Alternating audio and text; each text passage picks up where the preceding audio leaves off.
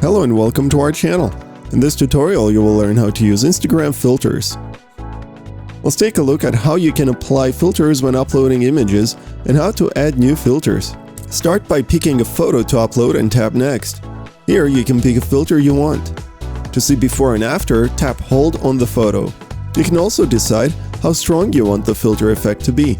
Simply tap on the selected filter again and drag the slider left or right.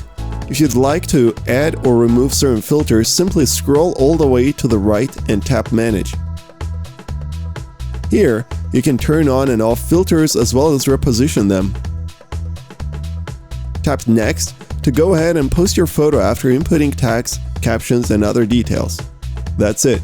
Instagram makes it very easy to manage and use filters. Do you prefer photos with filters or without filters? If you liked this video, don't forget to give it a thumbs up and subscribe to our channel. And make sure to press the bell button to be the first to know about our new videos.